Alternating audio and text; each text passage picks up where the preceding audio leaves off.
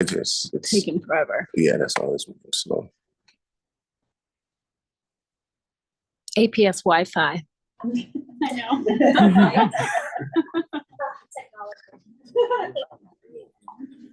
Okay. Is that it? But we need the camera needs to go on.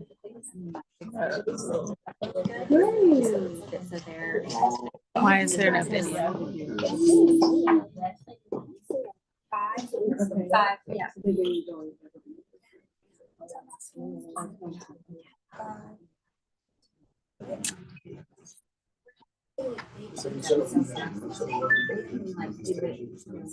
Why is it like this?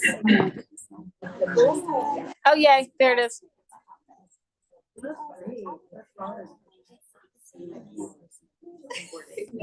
We don't want to play that. We want it to video. All right, you can go ahead and start. We're good, I think.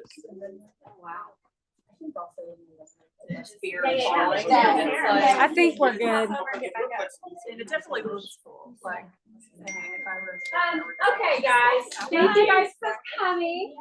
I want to introduce you to this fabulous Sutton team. This is Dr. Merriweather. He is the principal of Sutton. And Amanda Fielder, she's the business manager. Miss Bennett, she's your sixth grade program director. oh, yeah. Thank you. Thank you, Principal Atwell, for having us. So good morning and thank you guys for coming. Again, Dr. Merriweather here, super proud to be here. We're going to get into some good stuff for you guys. We are going to save a bulk of the time for questions and answers. So, but we do have some videos and some things we do want to make you aware. I will share that, you have people here in front of you who've been at Sutton for a long time, not to age us or anything, but Miss Fielder has been at Sutton for... Yes, I'm 30 years old and I've been there for 21 years. 21 years, and Miss Bennett was actually one of the best science teachers we had at Sutton. She then left to become an assistant principal. Then she came back to Sutton as the assistant principal, and then she was promoted to our program administrator. And so the level of commitment that we have, and I've been there for 8 years, and so the level of commitment that we have is truly remarkable. And so our hope is that today is just conversational. Feel free to be very direct, very honest, transparent. We will do the same with you. And so with that, we're going to go ahead and jump right into things.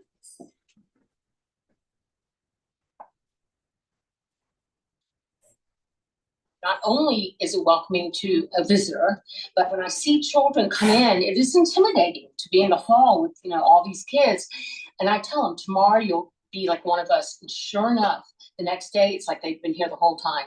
One of my favorite things about going to Sutton Middle School is just the size of the school, because not only is the building pretty big, but there's so many students and so many different people that you can get to know.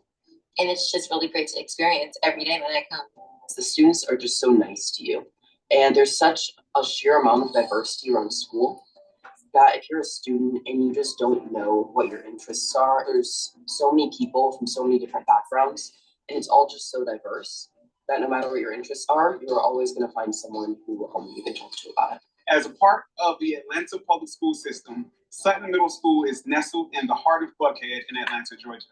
With over 1,500 students, 190 staff members, 2 campuses, one being for 6th graders and the other being for 7th and 8th graders, a third of our students being white, a third Black, and a third Hispanic, we take extreme pride in our diverse student population. Students today are privileged to take part in the International Baccalaureate Program, a program that promotes active lifelong learning through interdisciplinary planning, and it focuses on intercultural awareness and communication. Not only is Sutton a wonderful place for teachers to teach, but it's an awesome place for students to learn. We have a very supportive administration. We have terrific teachers. We have engaged as well as very conscientious students who understand the value of their education. Outside of the classroom, we have a lot of clubs at Sutton. Like there's some clubs somewhere is like, I went to Bolton Frisbee. I was like, we have that. So it's just really great because if you struggle finding people who like things you like, you can join a club and then you meet a lot of people who like the same things as you. I have a 10th grader at North Atlanta that went to Sutton. I have an 8th grader at Sutton, and I have a 4th grader that will be coming up through Sutton. We chose Sutton because we wanted a school that reflected our community. We really found this community to be a gift for us, and the IB program here has allowed our children to connect with their learning in the classroom to what's happening around them. It's allowed them friendships that they may not have had in other situations. And it's really allowed them to find their own academic path. Our students are amazing, especially being in language arts or reading classes. When we have those classroom discussions, just having a variety of perspectives in class, just prove for a more enriching discussion. We're an IB school, so I think that a lot of the IB learning profile attributes of being caring, being principled, being balanced. I see our kids trying to do that. They're becoming better humans every day. When you see them from 6th grade, 7th to 8th grade, and then it's like, oh, my little, you're so small, and now you're like big. But we see the progression and how much of a better human being they are by the time they leave Sutton. Sutton continues to excel in the areas of academics, performing arts, sports, and many competitive extracurricular activities, winning numerous awards in all areas. We will strive to continue our tradition of high achievement and pride, making milestones and producing tomorrow's leaders. This is Willis Anderson Sutton Middle School. So that was just a snapshot of our promo video, just really capturing what you get when you come to Sutton. And so with that, let's jump right into it again. As I said before, proud principal, Dr. Merriweather. I come from a special education background, a gifted background, former instructional coach. So literacy, all things English language arts is kind of my niche there. And so just a little about me in a nutshell. And of course, we just mentioned Miss Amanda Fielder, former Georgia Studies teacher. Athletics is also her thing. She's over scheduling, so she wears many hats as well at our school. And then, of course, Miss Fannie Phillips Bennett, all things 6th grade. She comes from a strong science background, gifted education.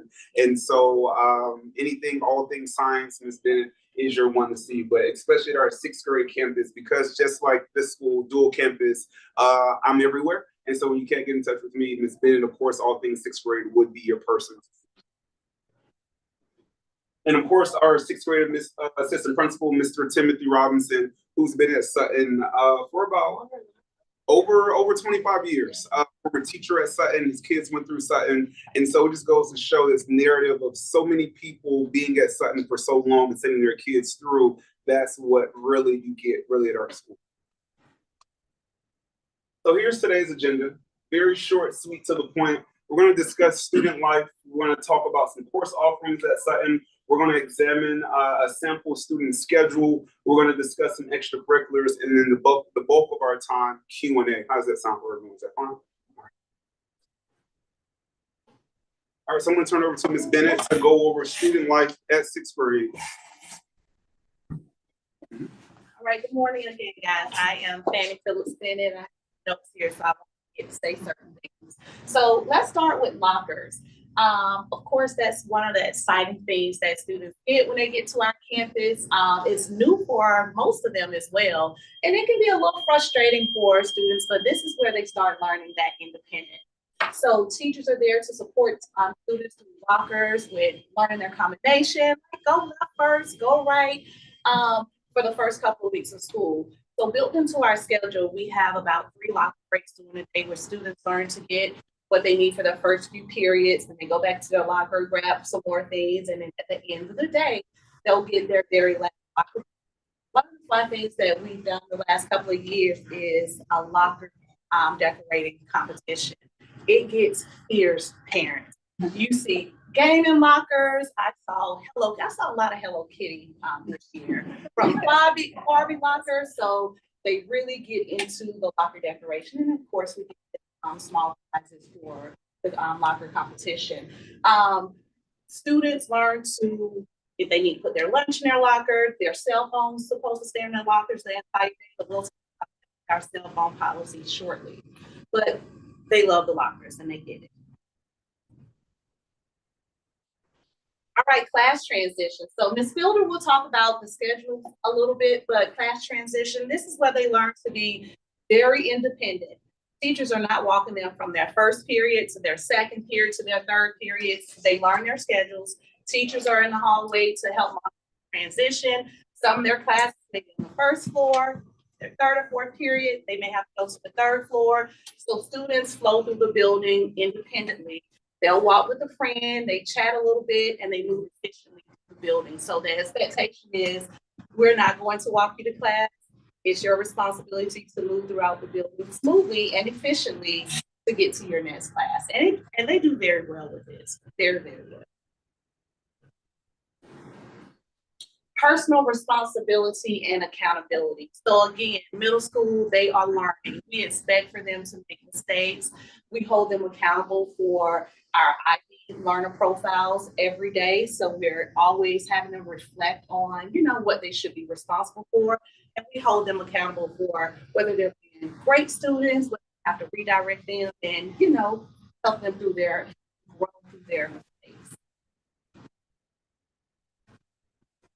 And organization and structured routine. So they follow a daily schedule. Again, Amanda will talk a little bit about that. They have 2 types of connection classes. On their A day, they'll go to a particular connection class. On their B day, so they have structured schedules, structured routines. We have built-in restroom breaks for students, but they can go to the restroom when needed. But during certain periods, they know, oh, my teacher's going to take the entire class to the restroom, just to kind of help with that structure. As far as organization, you still see a lot of students carrying their planners to make sure that they stay on schedule with certain things, but we help guide them through all of these processes. And we have a wonderful 6th grade counselor, Mrs. Slaughter, that supports us in doing this as well.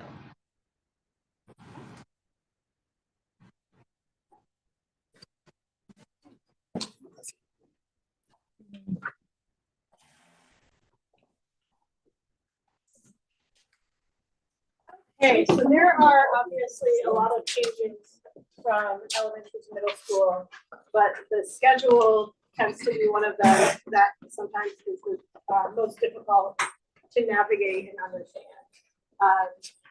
So we'll start with, we have a large menu of course offerings at Sutton. Every student's schedule is going to be different depending upon if they're a gifted student. I don't need to go into DLI with this group, whether or not they receive special education services or ESOL services. So there are, again, a wide variety of courses that we offer. I'll get into this more at our scheduling session, which is coming up in February. Is that next week? Okay, so let's take a look at the schedule. All right. So there are 2 class periods on here that are not necessarily graded classes. The first one is the advisement section, and we call that homeroom. So students are all tagged to an advisement teacher. We do have a block in our bell schedule from 8:50 until 9:10. That's our entry window. So when students come into the building, they go to advisement first. So a student who gets there right on time at 8:50 will spend that 20 minutes in homeroom, getting organized, going to their lockers, putting things away. And anytime within that 20 minutes, that's when they report to their advisement.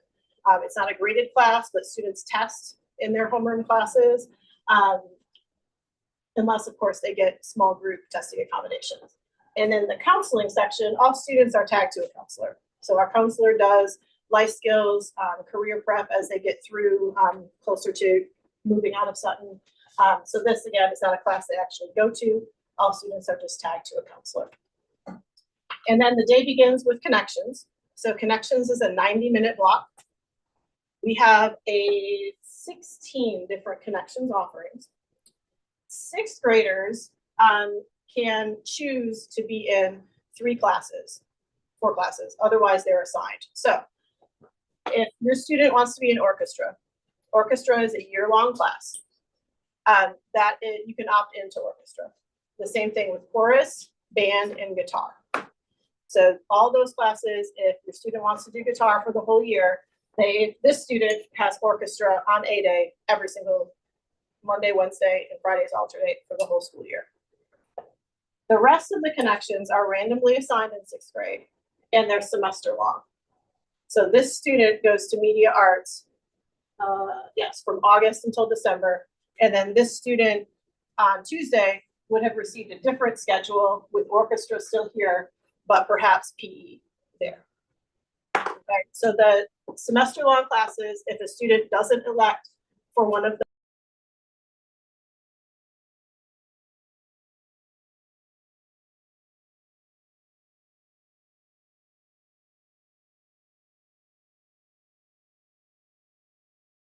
And when I do the scheduling session, I'll also include a how to interpret the course offerings because there are so many different course titles and course numbers. Please read that document really carefully. It'll help you through a lot of the confusion. And so second, third, fourth, and fifth, sixth, they just go right in order. Lunch is during break period. We have 3 lunch sessions. So their lunch block is a little bit longer, the 90 minutes. Yes. So students go to class, some go to lunch at the beginning or end, or they don't come to it. Any questions about the schedule? I just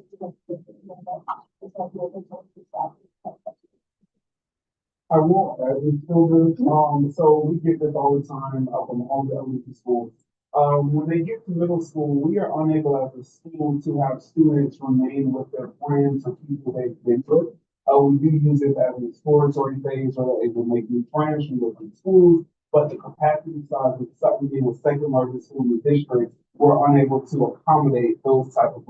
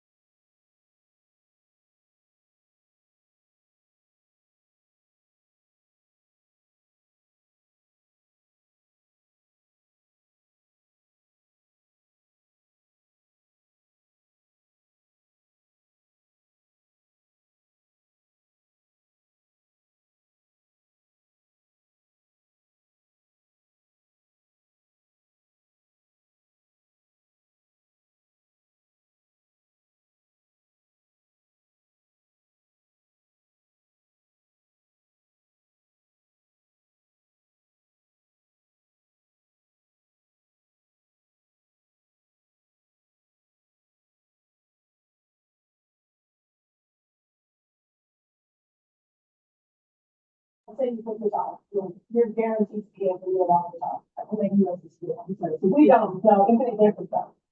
It just we our schedule, not the students though. So I get yeah, not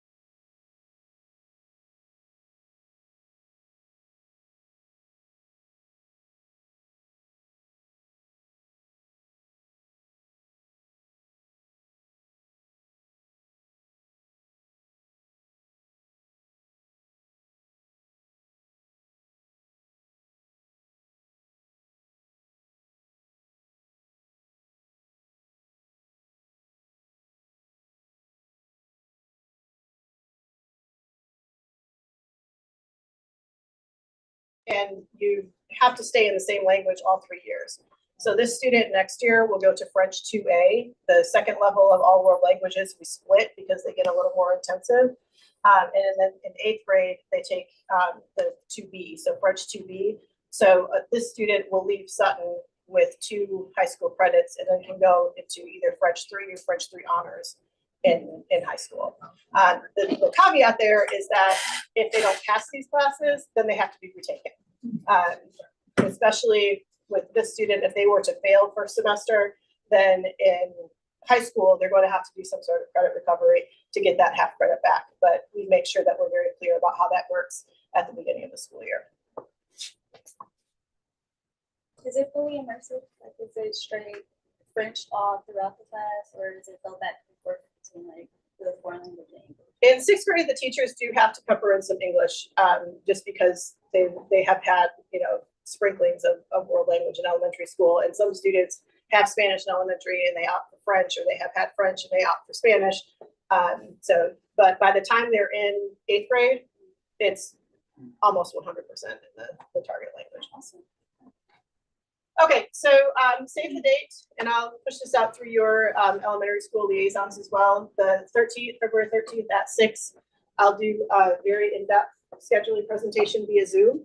And at that point, all of this will open up. So registration, please make sure that you re-register. The window usually opens. That's not up to us.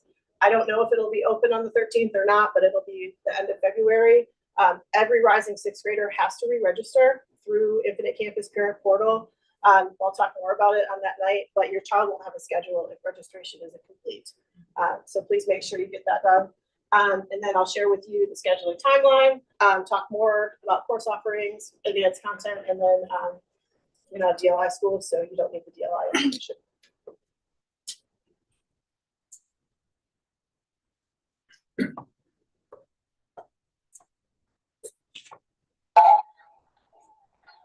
Just want to, we have a video about our sports and extracurriculars. It features our athletic directors, Coach Barnes, or our athletic director, Coach Barnes, and then I'll talk a little bit about sports and clubs.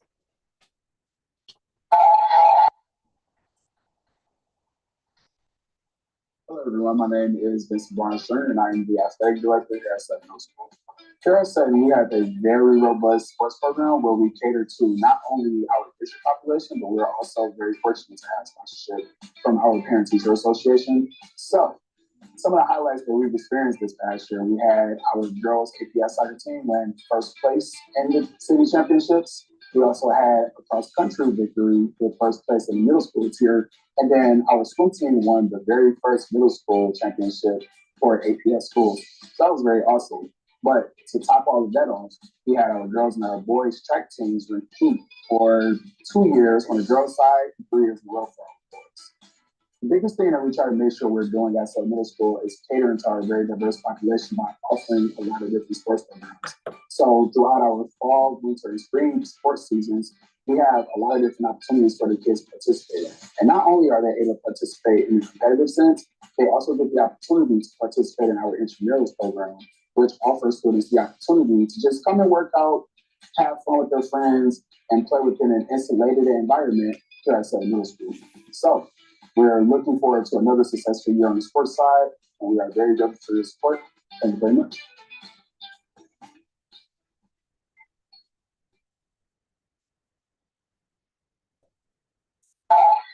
Okay, so we have, every year our club offerings may change just a little bit. It kind of depends on our teacher sponsors and what student interests are, but these are the clubs that we have every single year. Now, if we have a student who comes to us and has an idea for a club, we almost always say yes, and we just say, okay, you need to find a teacher to sponsor it, and you can go ahead with the club. There is one exception, and I'll let Dr. Merriweather talk about that because I think that's one of his favorite stories. Yeah. So as much as we believe in student advocacy and we like to listen to our students, we did have a year where a group of students approached administration and said, we wanted to do this haunted house kind of ghost seeking club, paranormal activity club. And so, of course, we did not want to end up on the news saying we have a haunted school. And so that was one case that we were not able to do it. But I tell that story that, our students, their minds are very active and they will try everything, but we were able to get them a different club. But again, just goes to show you how our students think. So I do love telling that story. So thank you, Lindsay. Yeah, that's all we need. We can't go to this room. So one thing that Dr. Merriweather is very passionate about and has restarted at Sutton is our student council. So students have the opportunity to run for office. Right now we have president, vice president, class senators. At sixth grade, we have our student ambassadors. So those are students. There's an application process. It's run by our counselor, Ms. Slaughter. And whenever we have an event, such as our event Monday for rising sixth graders, they kind of lead it. They get their little vests or shirts and they run the show. So it is a great way to develop those leadership skills in our students. And then we have a thriving junior beta club as well. So again, these are all clubs that we will have next year, and I expect that the list will grow this semester and then the beginning of next year. I have a question. Yes. Is this at both campuses or some campuses? Good question. So it depends on who the teacher sponsor is. We do have buses that take students from one campus to another. So if your sixth grader is participating in a club, they're so cute, they get off the bus and they know exactly where to go at the other campus. So yeah, we get them on a bus and get them over and have somebody meet them and get them where they need to go. Most of them are also after school, some are before school. We start a little bit later than you do in elementary school. So some of the clubs start like at 7:30 or 8, but most of them are after school.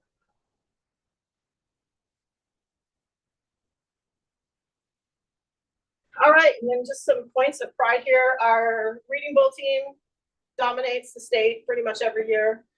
Same with debate. We have a wonderful reading bowl and debate sponsor. She's the same person, Ms. Burtis. She does a great job with those students. Sports, same thing. I started at Sutton and I was our girls basketball coach. I also coached softball, and then I ended up being the athletic director before I moved into school administration. But when I first started, we probably had half of these sports. But we probably compete with some high schools in the number of sports that we offer. At one point, somebody asked me if we were ever going to offer swimming, and I laughed. I was like, oh yeah, right. And then, look, we have swimming now. So the number one question I always get is, can sixth graders play? And the sixth graders certainly can try out. These are competitive sports, so we play teams from other schools. There are certain sports that lend itself better to the sixth grade body and mind than others. Football, for one, there's a huge difference between an 11-year-old in August and a 15-year-old in August. So football, a lot of times, is not a sport that our sixth graders are participating in. Most of the time, they are better off doing our intramurals or playing in at NYO or one of the other community organizations. But we do have sixth graders competing in most of the other sports, particularly basketball, I think softball, and swimming, and a lot of the track and cross country. We have volleyball, I think, too. Questions about sports? So how do the intramurals work? So they are usually run in the off season by the coaches who coach the sport. Like, for example, our soccer coach does the intramural soccer. He does it in the mornings at the sixth grade campus and kind of like after the regular soccer season ends. Is there a limit on how many sports you can do? So usually one a season is really the ideal. We do have some students who might run track and play baseball in the spring. It kind of depends. So there's no limit, but it's more of what time commitment can be really is realistic for you and the child. Are any of the tryouts for sixth graders, would that take place during the school year before next year, or is all the tryouts after school begins next year? All of the tryouts for fall sports, football is the only one that starts in July. Okay. And we have also on our website, we have an athletics tab. There's an athletics tryout information sheet. It's updated in real time as the year goes on. So you can go ahead and check that. And also subscribe to the Sutton Source once we get closer to the spring. That's our weekly newsletter that's put out by our PTA. And they'll also publish all of that information as it becomes available.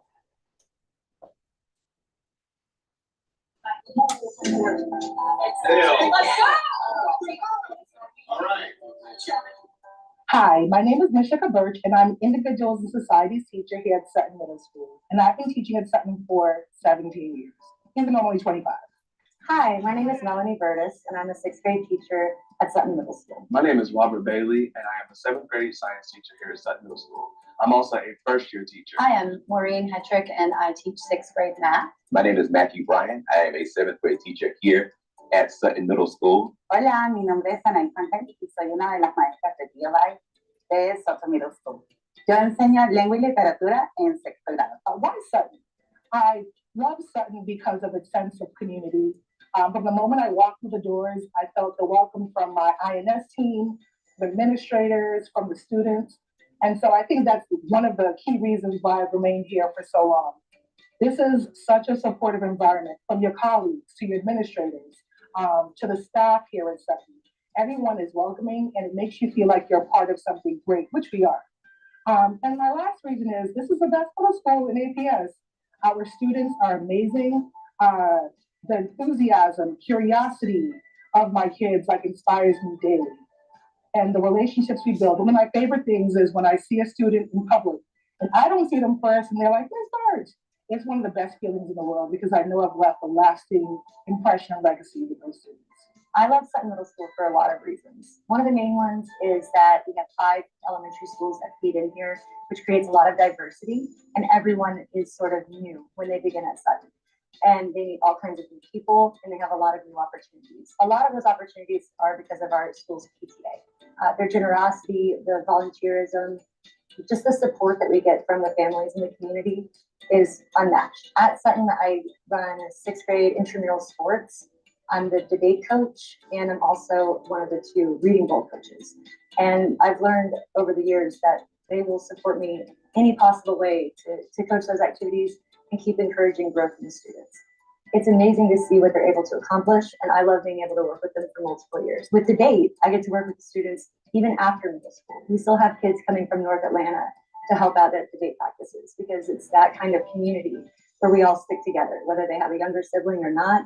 They're always willing to help us out. And that's sort of the big picture, is that whether it's parents, teachers, or even multiple schools like North Atlanta or our feeder schools, there's this sense of togetherness that I've never personally seen before. The school has provided things for me like an entire classroom library, some flexible seating, technology, anything that I could possibly ask for. I come by way of E. Rivers. I taught there 2 years. I remember the 5th grade taking a field trip to the 6th grade campus, and I told myself, if I love that field trip, I was going to be here. So I made my way to meet Dr. Merriweather at that field trip, and I said, "Hey, I want to come and teach for you."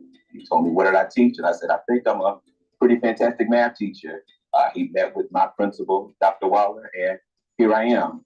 I enjoy Sutton. I enjoy the community. I enjoy my students. It's very good to see some of my students from 5th grade here in 7th grade and that they've grown.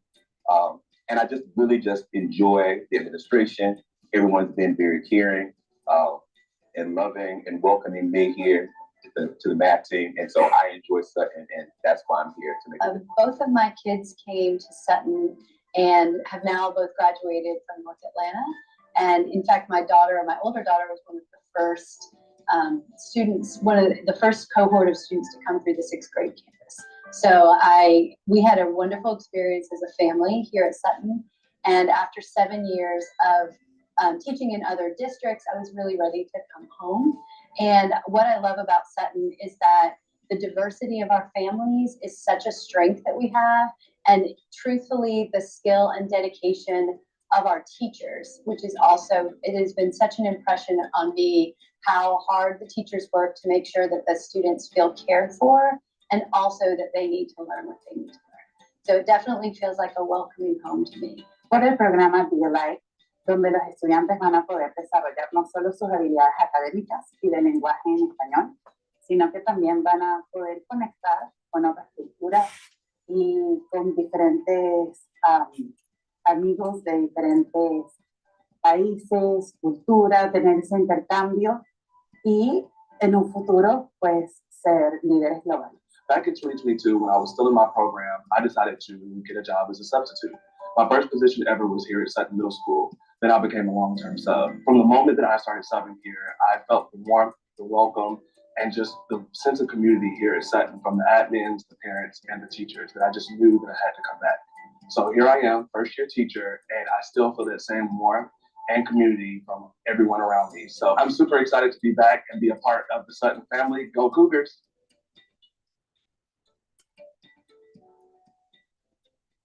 So that was a quick video that I wanted to share with you guys with the voices of our teachers. So before we get into the cell phone policy, one thing you get from me as a principal, I'm one of those, I believe we got to have the right people in front of children at all times. And so it's always great to get the perspective of teachers in our building. We talk about staff morale and culture. I believe, you know, in this work, and I know Principal Atwell will agree, we got to get the right people in, the right people out. The way, you know, it's educational malpractice is what I call it, to have people sitting in the building in front of children who don't care for children and who don't want to teach children. And so I always like to show parents anytime, you know, our teachers have something to say, getting them on camera so you guys can see their love for our school and their passion behind it. So again, that was just a few of our teachers. And I'm going to turn over to Ms. Bennett to talk about our game-changing cell phone policy that we have at our school.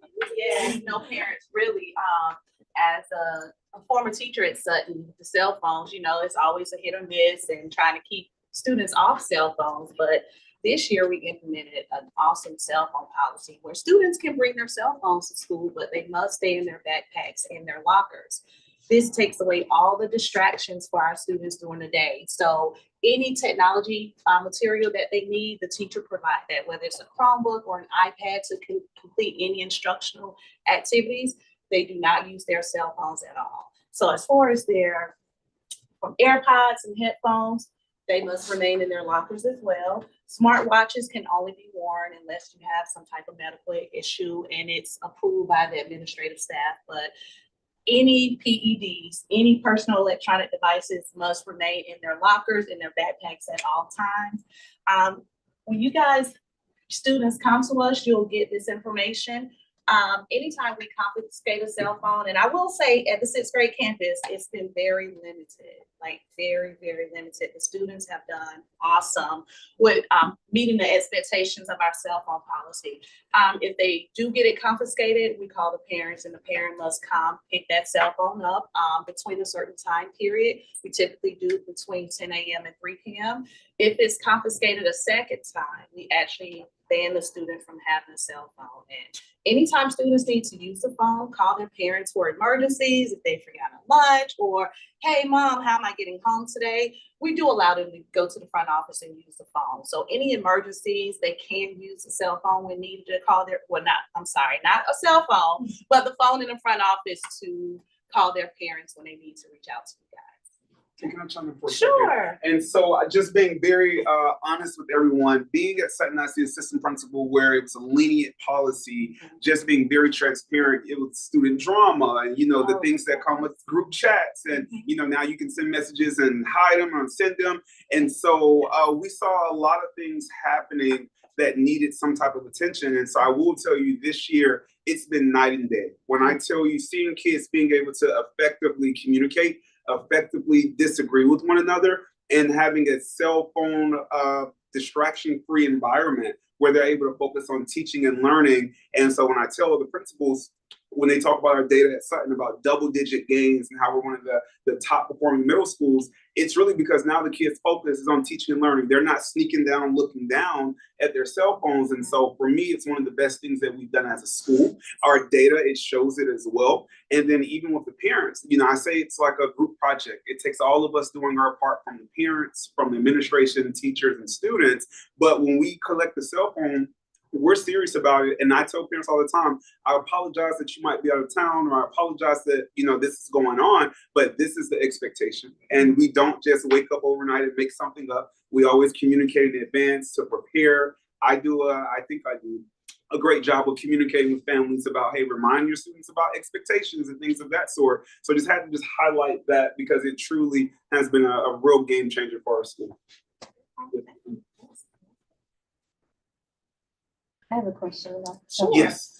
What is, can you say roughly like what's the percentage of kids at both campuses that even have cell phones? Like, because my daughter will be in 6th grade next year and we're not getting a cell phone. So I just wanted to prepare for how many kids may have cell phones. It's pretty high. Okay, Yeah, good. it's pretty high. Yeah.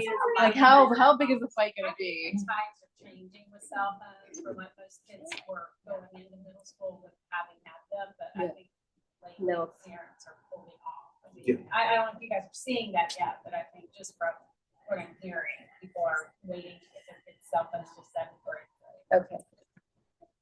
And I will tell you with the cell phones, I mean, we have 8th graders who parents will say, nope, you're not getting a cell phone until high school. And so it really varies based on the families. But again, it's not an environment where, oh, you don't have a cell phone because cell phones aren't out anyway. So think about when cell phones were allowed to be out. And then you did kind of have like the haves and the have-nots because the teacher, hey, pull out your cell phone. And the ones who did it, they're looking like, well, I feel embarrassed because I don't.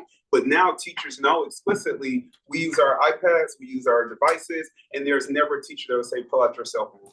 And so, again, it's working extremely well, and it's something we do ask for community support with the cell phones and making sure that, you know, they're limited. I don't believe in buying a younger pouch.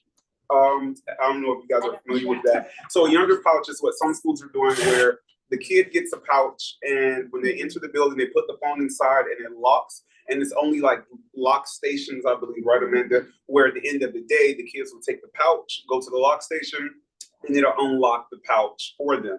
Now, again, just like, you know, there's a way around everything, but some kids that we found, you know, they'll get a dummy phone, they'll take off their cell phone case and put it in the pouch, and it alleviates, so it's wasted money. And so we decided to do at Sutton, how can we use those funds for teaching and learning and instruction and real world experiences like field trips, and just make expectations clear. Our kids, they meet the expectation every single time. And I can say, if I had to give you a numerical number, I would say we have about 99% of our students adhering to this. And so I've only had to ban, you know, about 1 or 2 cell phones, but the kids, they talk. When they see, oh, they banned the cell phone, they can't have it anymore on campus, that's when we're serious about business when it comes to that. All right, so when we jump into school safety, this is a priority for me as your principal. Teaching and learning cannot happen without school safety. So this is the #1 thing that we really prioritize before teaching and learning. And so just talking to you about some of our protocols and updates, we do have a security screening process for everyone. I'll get into that in a slide in a second. We do have 2 security assistants. So when you enter the building at both campuses, you have 1 security assistant who will check you for your things. You'll go through a metal detector, and that is at both campuses. We do have 2 school resource officers, 1 for each campus.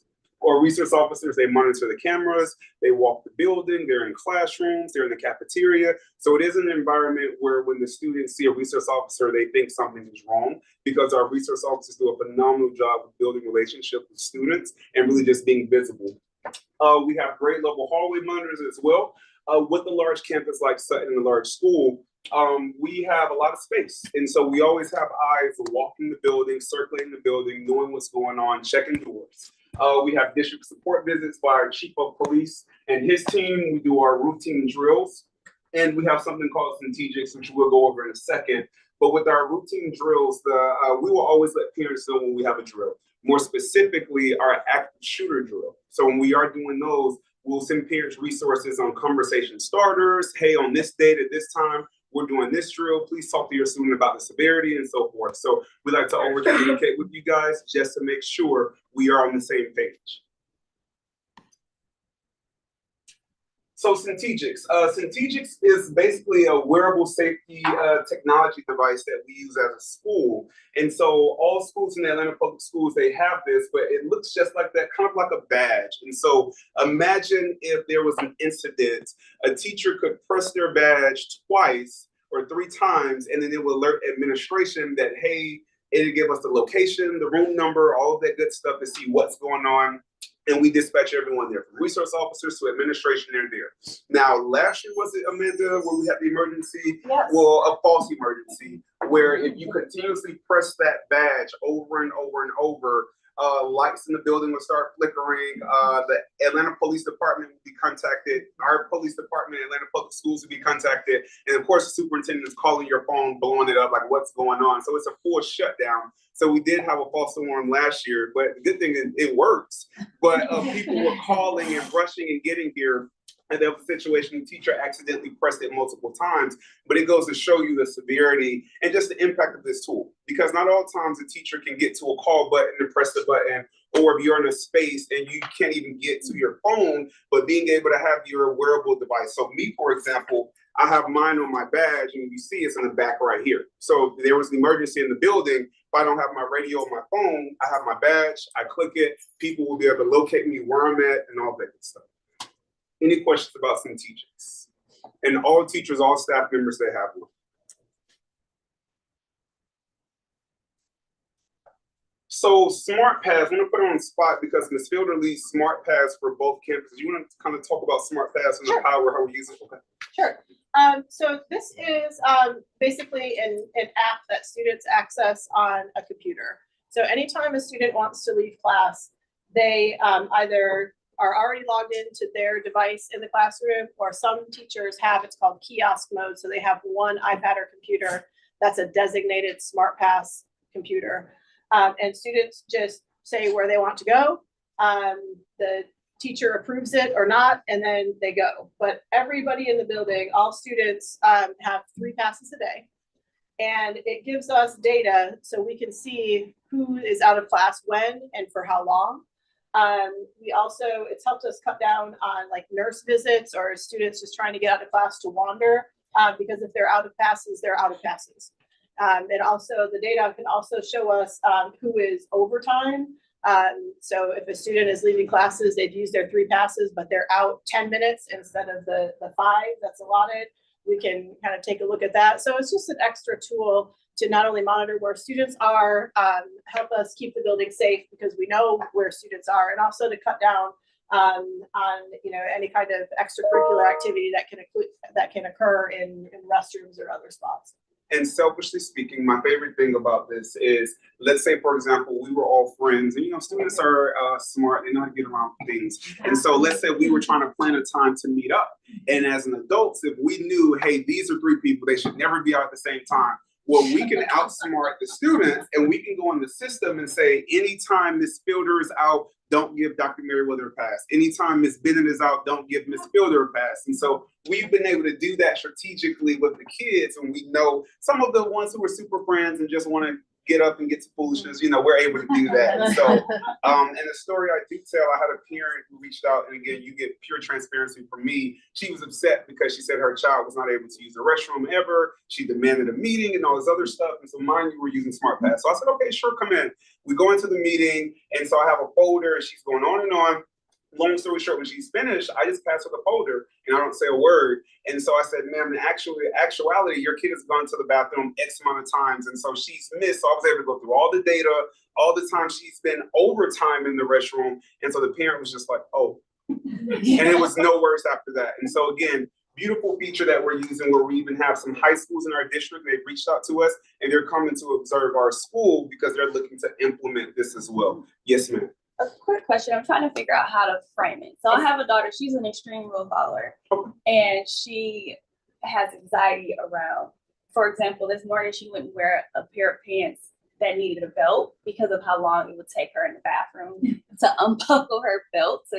So is there conversations around just the amount of time or like exceptions if like you do have a child that like she's gonna go where she's supposed to go, but it may take more than 5 minutes? We can adjust that. Yeah, absolutely. And we're definitely understandable. And so when we work with families, and that's one thing Ms. Bennett will tell you as well when you meet with the team at 6th grade, is that we get all kids aren't the same. We adjust based on their needs, and we know there's flexibility. So that wouldn't be an issue. Yeah. And we have several kids who are, high anxiety, and we work with those families as well. So no issue. So I want to get into our Evolve system next. And so this is just a weapons detection system that we use in our middle schools and high schools in the district. I know Principal Edward, you guys don't use it here, right? Okay, so we're going to get into what Evolve looks like and what to expect when students come to campus. And so as you can see right here, this is the machine, the Evolve machine. Some of you may have seen it going into malls, going into certain parts of the airport. But essentially, a person walks through the Evolve machine and you'll see the light right here is green, indicating that, hey, good to go, or it'll turn red if the kids aren't good to go. Now, the beautiful thing about Evolve is this. When someone walks in, and Ms. Fielder, she manages this at campus when she's at either campus, but we have adults watching kind of like an iPad type device. And so when a kid walks in, if the device picks up like an image or something on the kid, it'll circle where it is on that kid, and then we pull that kid to the side and we're able to inspect, do a deeper now, hey, what do you have on you? Let's do a search and go from there. Now, some kids may say, hey, mom, they never checked me, they're whatever. And we tell kids, well, that's a good thing because the system has not alerted you to say, hey, step to the side so we're checking. And so this is something that really has been, this is something that really has been a game changer for us when it comes to keeping our schools safe and knowing exactly what's entering the building. Any questions about Evolve? Do you guys still have doors that are locked from the outside? Yes. Yes. So anytime kids are in classes, doors are shut, and the outside door is the handle is locked. And so that's something we do as well. We also, again, not putting the cart before the horse, but we also are exploring to our classroom windows, adding ballistic film, which is the bulletproof film. So just always thinking about school safety and seeing how we can additional cameras and like blind spots at both campuses. That's something as well. And our camera systems, I joke all the time and say this, they're like better than the White House. I mean, we are able to see everything in real time. We're able to go back and find stuff like internally, externally. And so we always have someone watching. So we always tell the teachers and the students, someone is always watching and you are being recorded. Team, anything you want to add to that? Or okay. Well, also too, going on. Thank you for your support. Thank you for the continued support of Sutton Middle School. Thank you for your support. So any chance I get to showcase our students, they always have this level of gratitude, and I love showcasing them every chance I get. So now we just want to do a quick Q&A. However long you guys need us on here, we have to go to time. But we just want to do a fireside chat. Any questions that we might not have answered, this is that time to be a straight shooter. Let us know what you have, and then we'll do our very best to answer. And if we can't, we will get you an answer and get your information. Principal Atwood, I'll turn over to you. When did you say that they would begin the course selection? The evening of the 13th, after I do the presentation, we'll open up everything. Not all at once, by the way. Any questions? Just out of curiosity, what is kind of the mix of students from each of the 6 North Atlanta elementary schools coming into Sutton? So it's a little bit difficult because every school has a different number. I do know last year, Jackson, I think we had about 20 students that did not come to Sutton for whatever reason. So as far as the mix, are you asking like how many students from each elementary school come? Yeah, just like as an approximate. I mean, I know Jackson's probably the smallest of the elementary schools in the cluster. But I mean, I would guess between 85 to 100% of students come from each elementary school. I don't have an exact number, but that would be my guess. And we are about 140 students over projection this year. So every year, like this year, we got our projected numbers for next year a couple of months ago. And last year when we got them, our projection was like 14 something, but we're at 1658 or something now. So more and more students are coming. And we actually had to add a teacher this year in the middle of the year at 6th grade to alleviate some of the overcrowding. So we're at like 530, and we're at 530 in 6th grade, and we had been in the 400s. So we're creeping up again in numbers.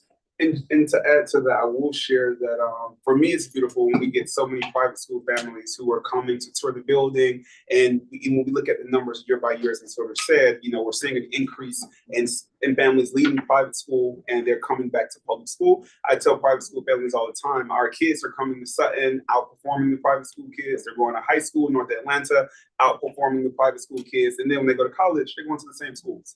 And so again, for me, that's a level of pride where the community is now reaching back into the schools in their area code, in their zone, to go back.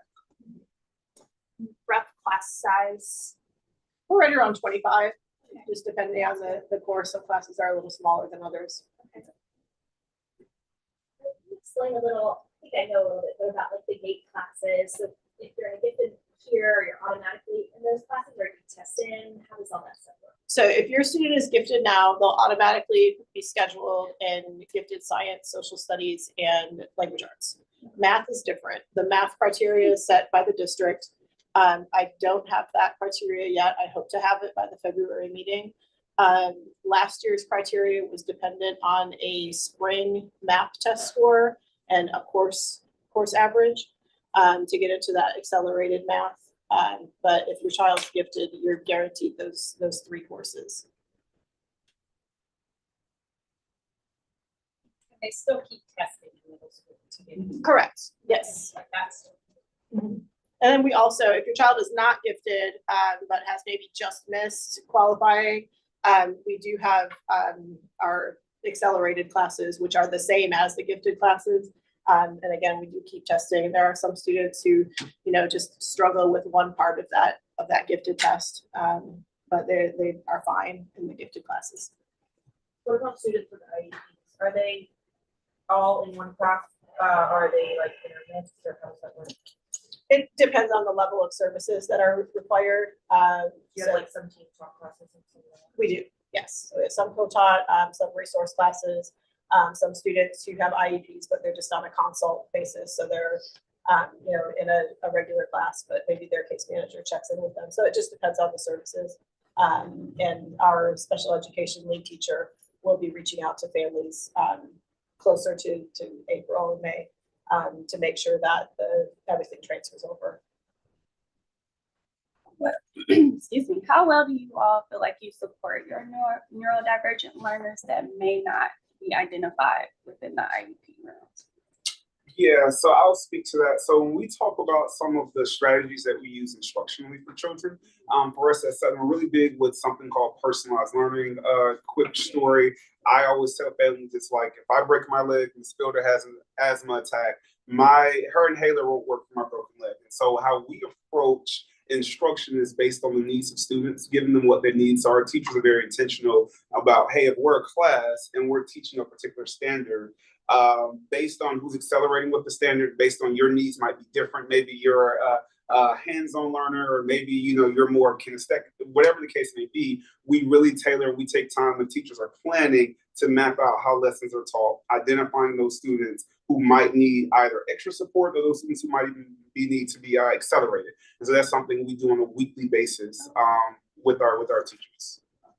How do kids that have accommodations like extra time, do they get that in the class, or do they come early to get their extra time, or do it after school, like if they need it for a test?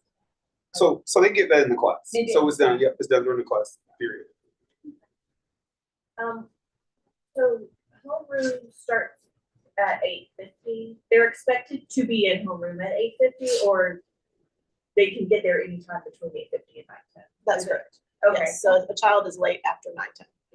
Okay, what if they needed extra help from a teacher or something like that, what time does the school open in the mornings? Like for them to come in?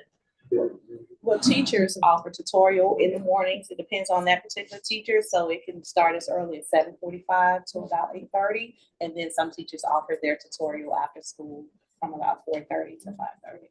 So are students only arriving as soon as 8:50, or? Yes. Okay. And they have to be in their seat at 9:10. You get dropped off the curb at the 9:10. Correct. It's like 9:09.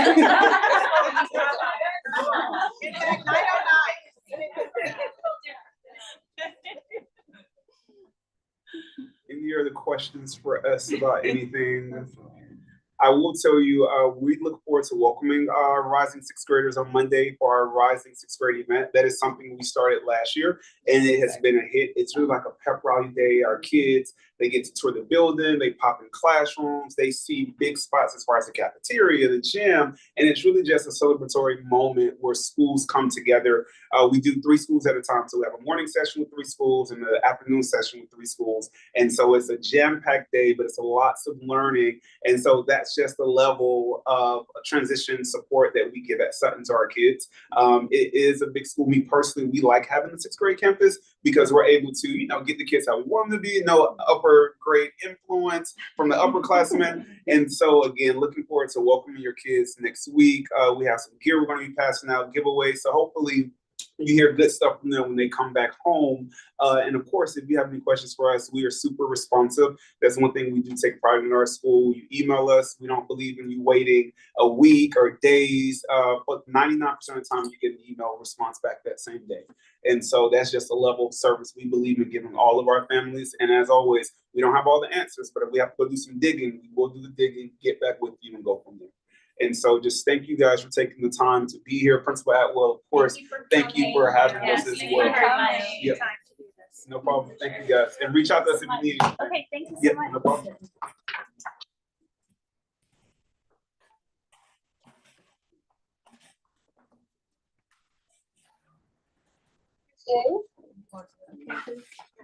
For a minute, and I need to go to facilities and then